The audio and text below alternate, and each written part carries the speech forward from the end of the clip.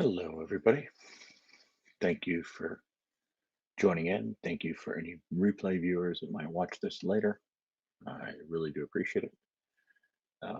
So, I just wanted to come on here and talk for a few minutes about some of the COVID cases here in Florida, some of what we're seeing, some of what is going on with the schools and the mask mandates, and Ron DeSantis, or Death Santis, as we like to call him.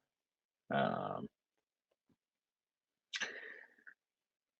he signed an executive order a while back stating that any loosely, and I'm not quoting exactly, but loosely stating that any school district that were to enforce a mask mandate, they would lose some of their funding, um, which school districts were really hit hard by that. Um, and some school districts have even fought back against it. Some school districts have already passed mask mandates at this point because of the growing number of cases of students that they have that are coming down with COVID. I know that Hillsborough County, the county that I work in, where I see a lot of COVID patients in my ICU, um, has passed a mask mandate with a medical exemption. And I'll get to that medical exemption here shortly. But um, I did receive an internal email from my employer. I want to say it was yesterday that it was sent out, or maybe it was the day before. I can't remember now. I'd have to go back and look at it. But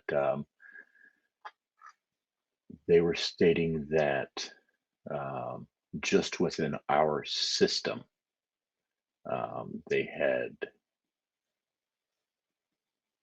tested 15,000 positive cases in a single day. And that's just within one hospital system, which encompasses several counties altogether. Um, but that's just a drop in the bucket as far as like Florida itself and its population. And we are seeing more and more children that are coming down with this. And for the longest time, the myth was that children could not be affected by COVID. Children didn't get COVID, or they just carried it, but they didn't get extremely sick. And if you follow Twitter, if you follow certain groups on Facebook, I won't say very many of them, but you'll see that's not the case. There are children that are getting severely sick and dying of this. Um, there was a case, and I can't remember what state this was in. There was a case of a woman who died of COVID shortly after giving childbirth. Um, Basically, never even got to see her child and died of COVID.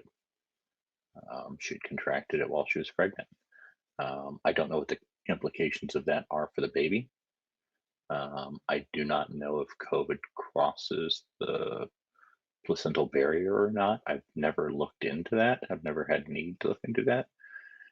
Maybe that's something I should have looked up before I came on this broadcast, but it kind of had slipped my mind. Um, but yeah, I mean, those are the types of things that we're seeing now. We're seeing infants that are contracting this and having to go on ventilators and having to go um, and are getting very sick. Let's just say that. And we're seeing younger and younger people, even in my ICU. Whereas our median age prior to this wave might have been in the 60s or 70s. You'd have a couple younger people coming in, but they were kind of the rarity. They were like a 30 or 40-year-old. Now we're seeing 20-year-olds, 30-year-olds, 40-year-olds very commonly in the ICU setting dying of COVID.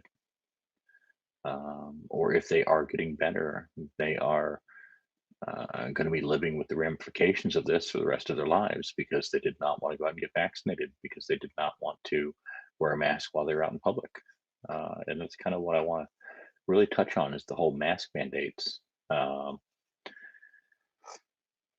when they lifted the mask mandates here in Florida and started allowing businesses to open at certain percentages and restaurants and different places to operate at specific capacities, um, there were still quite a few stores that still had the stores themselves were requiring masks, but I've seen that kind of go away a lot. As I've had to go out to places like if I have to run to Lowe's or Home Depot or something like that, they're no longer allow requiring the public to wear masks. But as of this recent surge, they are requiring their employees to wear masks, but not the general public that's coming through the doors because it's not a state mandated or locally mandated um, guideline at this point throughout anywhere in Florida, as far as I know. And but I do see places that are putting up signs that say masks are recommended. I've seen that at certain grocery stores in my area, certain um, other places that I've had to go to, that I've had to actually go into a store to get something, or have had to interact with somebody somewhere where it says that masks are recommended. But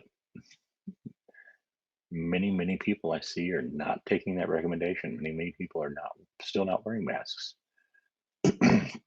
But back to the schools themselves, when DeSantis put that ruling or that executive order stating that the school districts were not allowed to mandate masks, that put a lot of strain on the school districts to try and figure out, okay, well, what else are we going to do to prevent COVID?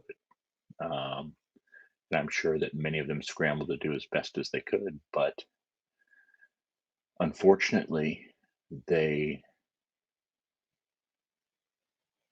have not been able to quell it without the use of masks. There, within the first week in Hillsborough County, there were 8,000 students that were out on quarantine, along with hundreds of educators and office staff and different staff in the different areas of the schools that had to go out on quarantine for 10 days because they had come in contact with a close contact with a person that then later tested positive for COVID. And numbers like that are not sustainable in a school system. You can't have 8,000 of your children out missing a week, 10 days of school. You can't have your educators, your teachers, your janitors, your lunch help, your teachers' aides out for 10 days because those people are not very easily replaceable. Teachers have left the field as well. A lot of teachers have that were able to have taken early retirement in this general area or have retired. They were close to retirement and they're like, you know what, I'm done. I'm not dealing with this anymore. So they've just thrown in the towel and they've left. There are many people that um, think that masks should be mandated in schools. I'm one of them, definitely. I think that that is one of the easiest ways to help prevent the spread of COVID. It is shown to work, and it is only shown to work most effectively when both parties wear masks. Even if you're infected and you're wearing a mask, you reduce your chance of spreading it to somebody else that is wearing a mask. Um, if they are not wearing a mask, you still have the chance of spreading COVID to somebody if you are a carrier or you're actively sick and you're in that point where you're contagious to still be able to spread it to people that aren't wearing masks. I believe the most latest data that I had seen a while back was that I think two people wearing masks, one person being sick, one person not being sick. I believe that it showed that it was about 95% effective of the non-sick person contracting COVID. So you increase your chances up to that point. Whereas if you are the person that is not wearing a mask, and even if the COVID person is wearing a mask, I believe that drops down to about 50% effective. or maybe it was less than that. I would have to pull up that research again and go back and see that again. Um, but yeah, so I mean, masks do work, and they have worked. Um, and there was a meme that I posted um, on social media on Twitter. If you follow me on Twitter, I'm gonna see if I can find that real quick. I don't know if I can or not from here because I'm on my computer at the moment. Uh, let's see.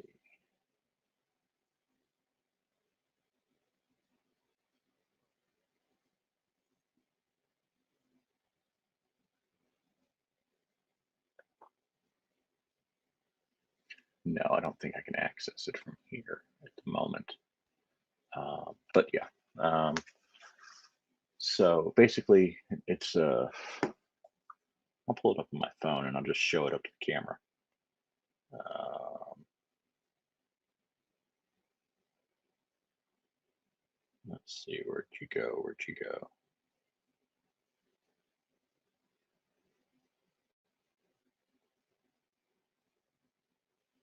Of course, now that I'm looking for it, I can't find it. Right? Here it is. So this is the meme.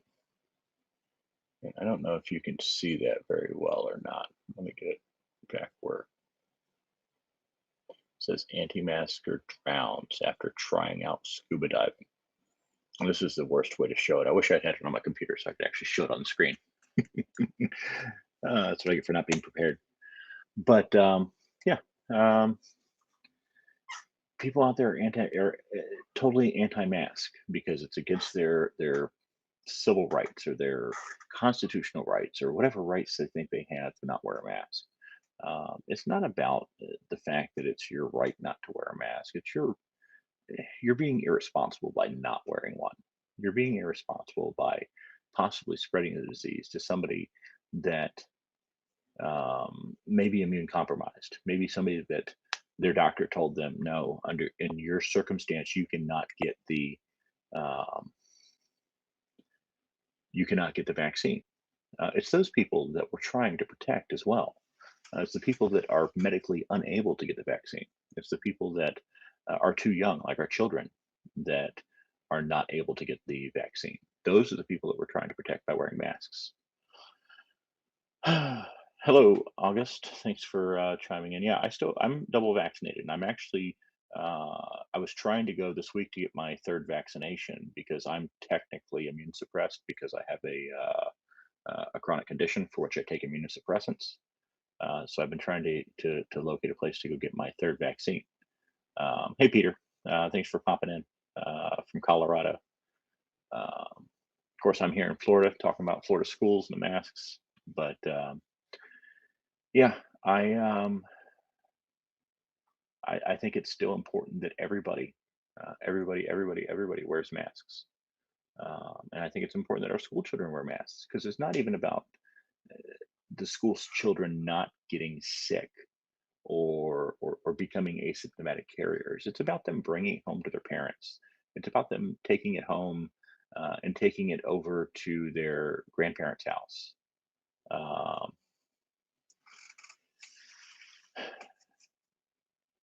yeah, um, yeah. I've been away for a while. I've kind of been trying to take some time to myself to de-stress and do different things and stuff like that. Um, so I haven't been on here as much recently either. I think this last week I might have been on. I think this is about my third time broadcasting in maybe a week or two. So I'm trying to get more back into broadcasting, and I want to try and get more back into preparing a little bit more for my broadcasts. This is kind of just off the cuff. I don't have any research that I really am looking at or that I prepared for to talk about tonight. This is just kind of stuff that has been going on recently. And specifically in my general area and in the Hillsborough County area where I work, and in the Pasco County area where I live and my kids go to school.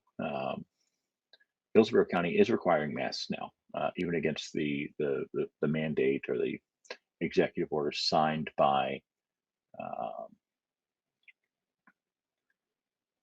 signed by DeSantis. And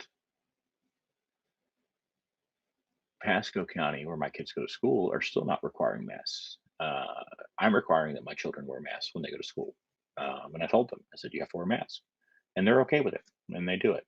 Uh, they did it all of last year for the remainder of the school year when they went to school, and they have no problem doing it now. And I asked my daughter, who's a little bit, she's a little older than my son. My son's younger; he's in third grade. My daughter's in fifth grade. And I asked her, I said, how many people or how many students and teachers would you think are wearing masks at school? And she told me less than half. Less than half of the people that are going there are wearing masks. And one of the things I wanted to touch on too is that um, we are, or sorry, not we, but Hillsborough County has passed a mask mandate that's supposed to last for 90 days to try and quell the spread of COVID in the Hillsborough County schools.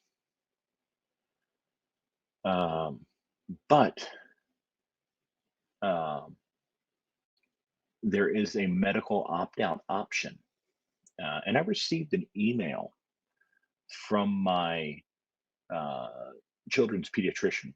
They're a large pediatric group in the area where I live. They have six or seven locations throughout two counties. And I want to say that um, I like them a lot. They're a good group. We've been with this pediatric group since my oldest daughter, who's 13, was born. But they sent out an email that I got today that said that um, they are inundated with medical um, waivers for masks. Uh, that if anybody is trying to get these, to please be patient, that they're working on them as quickly as they can. It's just so ridiculous to me that so many people are trying to get medical waivers for reasons that their kids don't need a medical waiver. There are very few reasons why you cannot wear a mask. I go to work and I wear one for 12 hours straight from the time I get out of my car and walk up to the door till the time I get to the closest trash can to my car, and I take it off and I throw it away. Um, and the next biggest thing is there are so many people out there that are still anti-vax and that are uh, that said, "Oh, we won't get it unless it's FDA approved." Well, now it's FDA approved. So, um, what are you waiting for now that it's FDA approved? Now that that is no longer an issue, and I'm sure it's just a matter of days or maybe a week before Moderna gets their FDA approval as well, because it's a matter of paperwork and getting all the things in line and stuff like that.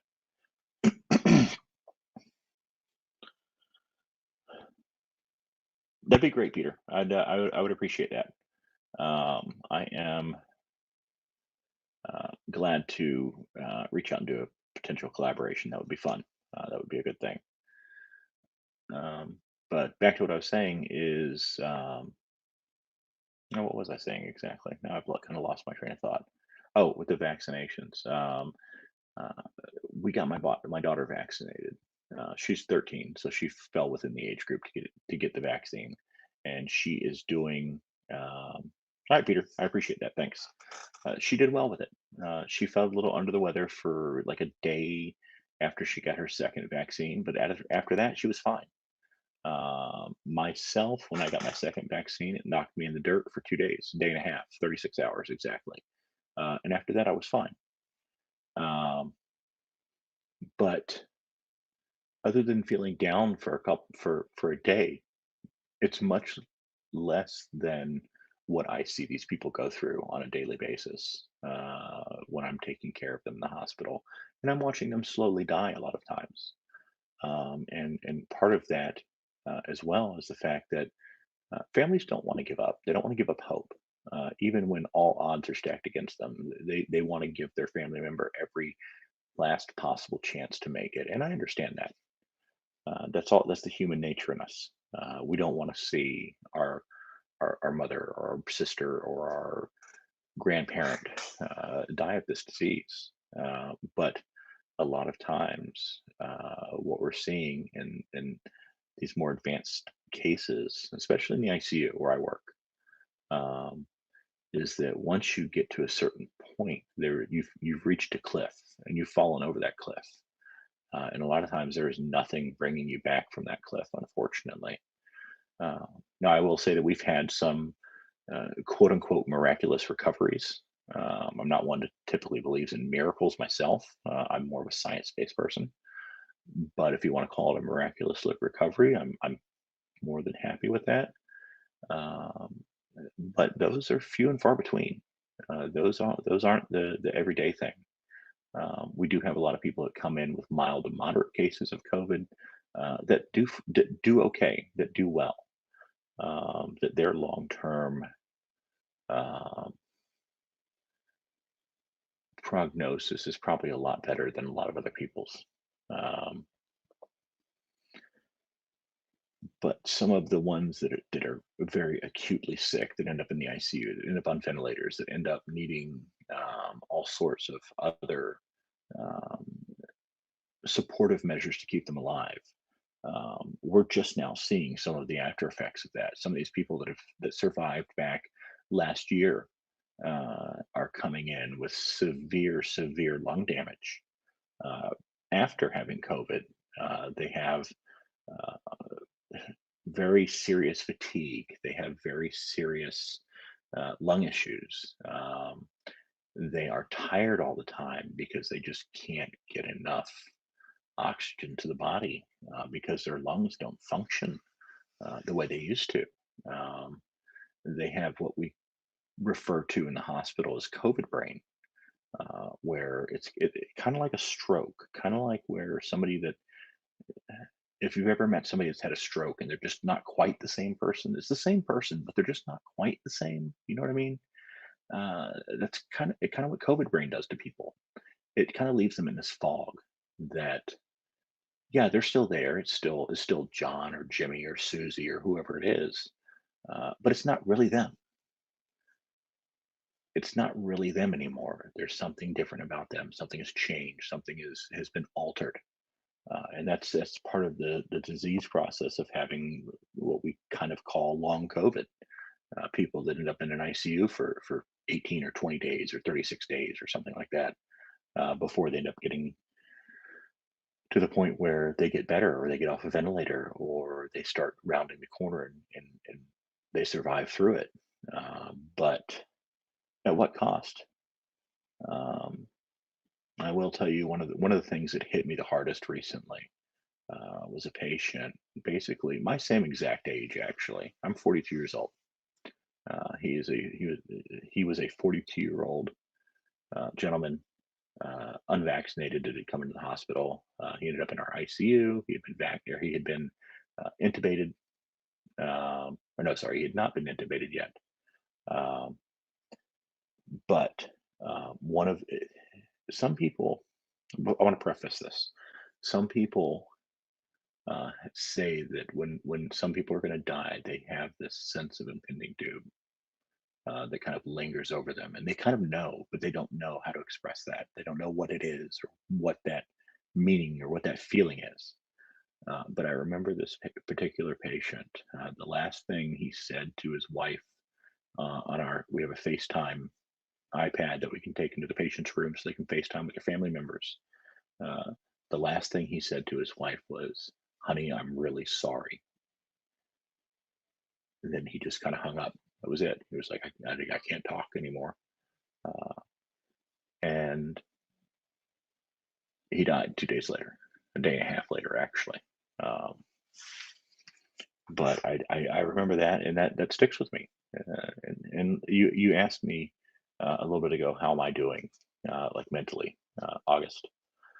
Um, I will say that honestly, it's been rough. Um, I have felt myself and many people that I work with. And if you've seen some of the protests that happened down in South Florida with the doctors walking out, um, we're burnt out and we've lost compassion and we've lost that ability to deeply care in some instances.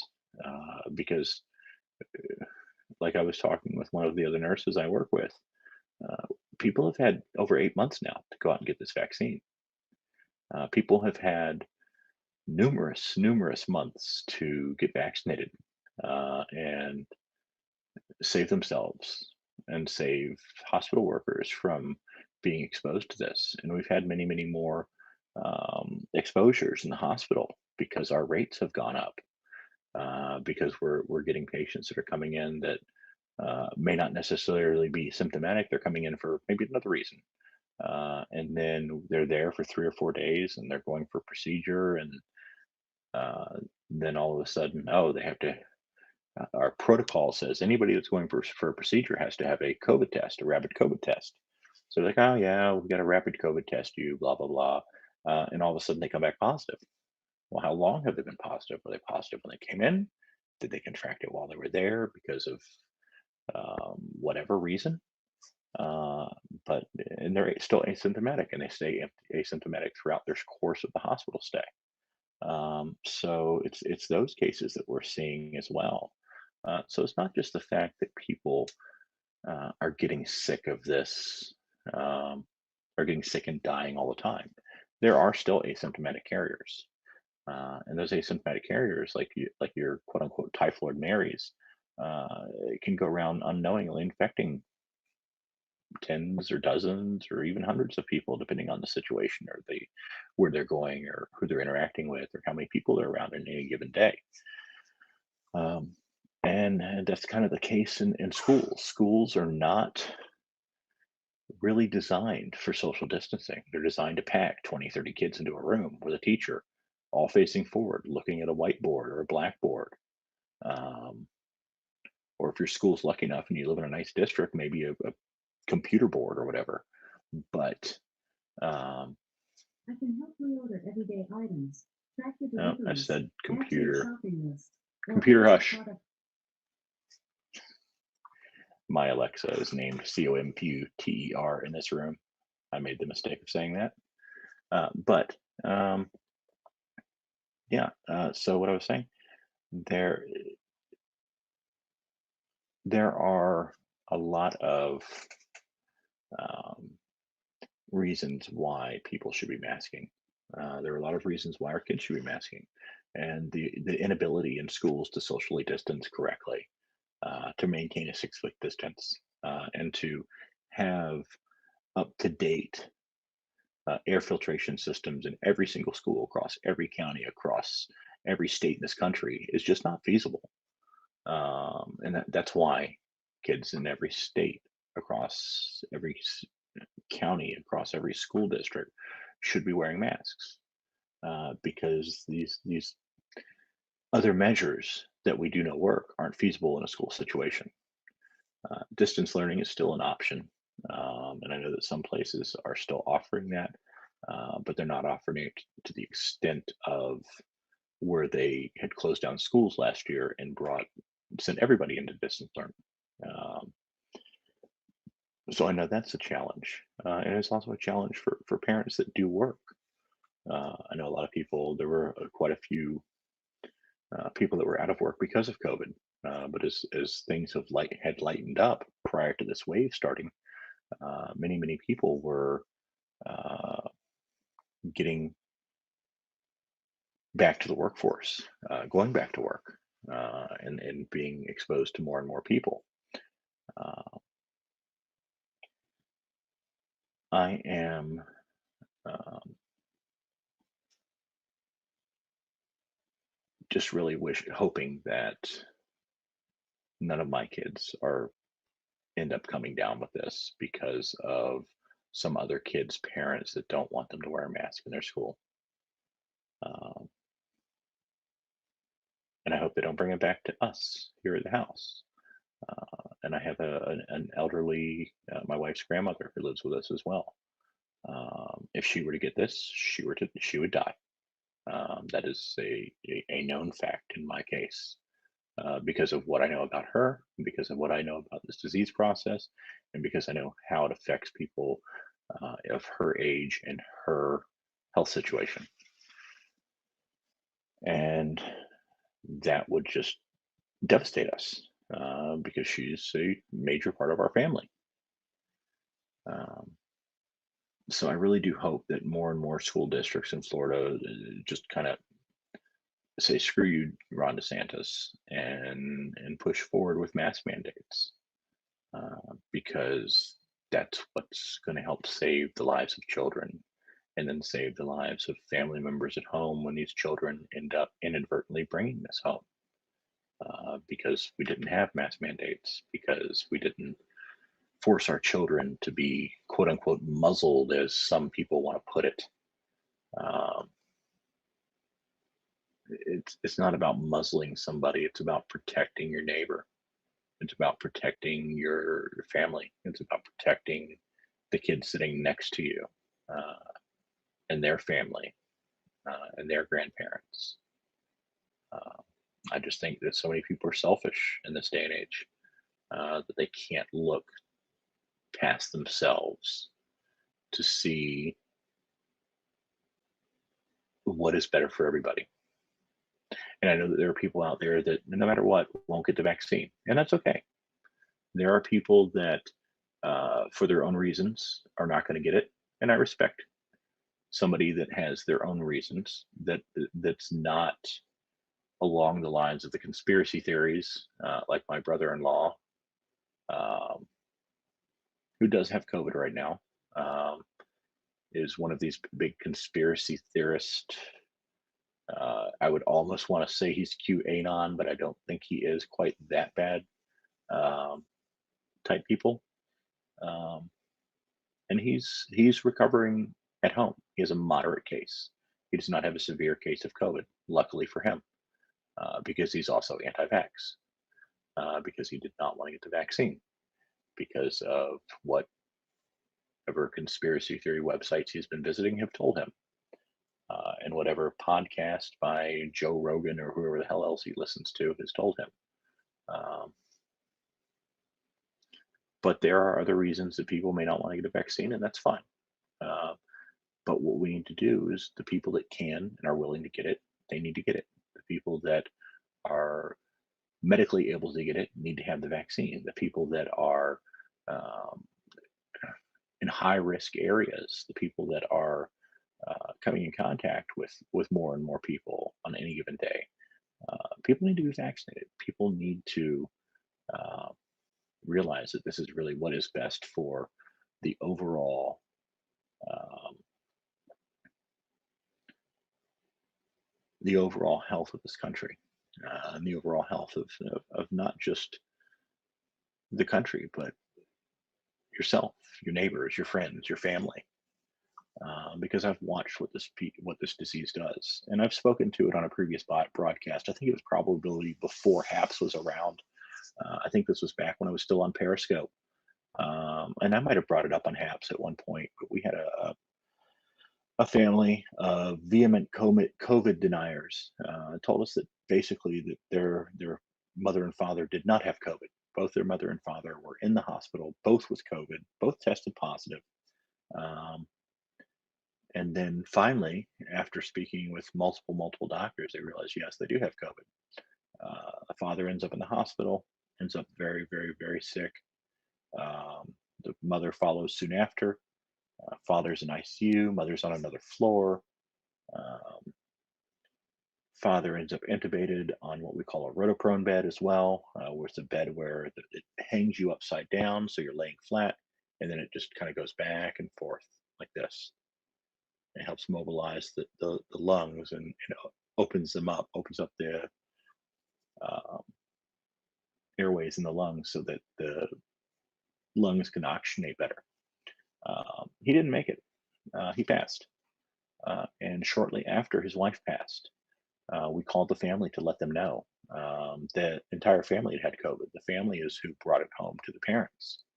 Um, and because they had all had COVID, the administrator that day allowed one person to come in, actually two people to come in, the son and the daughter, to come in to tell the mother that her husband had passed two doors away, two rooms down. They did not want us telling her, so we did not tell her. Uh, we waited for the family to get there. The family went in, they told her, and she basically shut down. She stopped doing anything. She stopped eating. Um, I honestly think she probably would have recovered from COVID, but I really think that she died of broken heart syndrome, uh, which is a thing. It does happen to people. Um, I really do think that that's honestly what killed her. It wasn't COVID itself, which she will be counted as a COVID death. That'll be one of a few that um, probably I would personally say was not really related to COVID.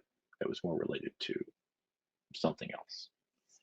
Um, but yeah, as far as schools and masks go, um, I really hope that Florida school districts really just kind of up the ante and just start passing these uh, mandates.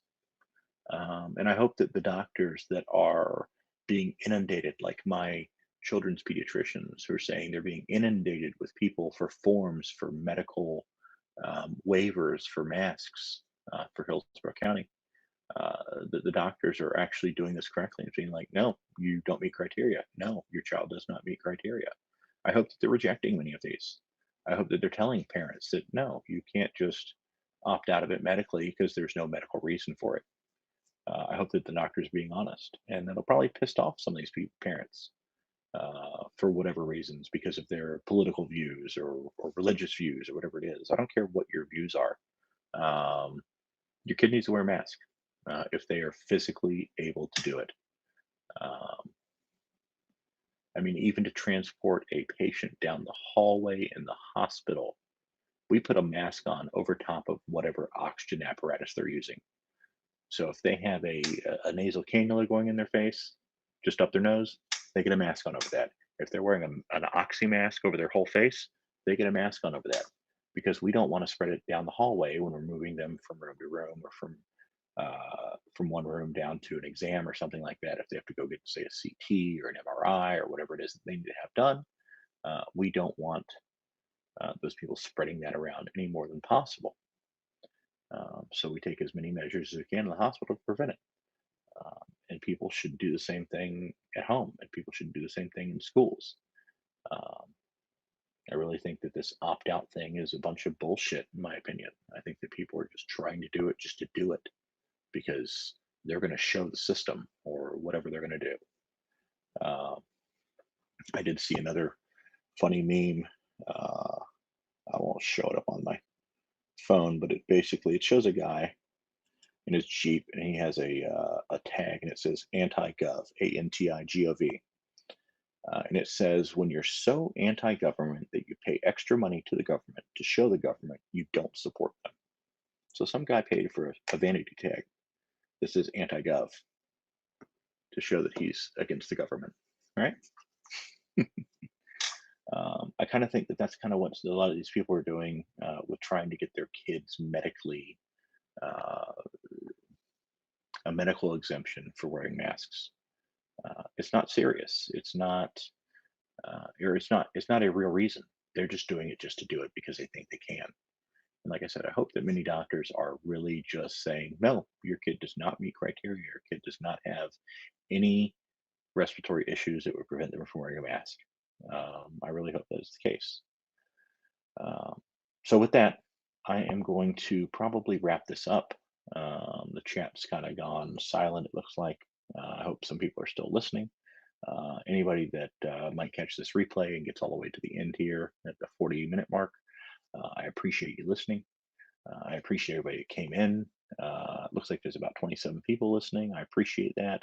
Thank you all for coming in and listening. Um, I might try and broadcast again tomorrow. I might actually try and do a little bit of research, maybe come up with some statistics and things like that as well. I don't work again for another. When do I work? Thursday. So I have one more day off this week. So I might actually try and get back on here tomorrow. If y'all are around, I appreciate it. Thank you for the support. Thank you for listening. I hope you all have a good rest of your night, evening, day, wherever it is that you might be. It's late here. It's nearly 1 o'clock at this point. But I do hope that you all have a good rest of your day. Take care. As always, wear a mask, get vaccinated, wash your hands, socially distance, and just be safe. Use common sense. It's not a very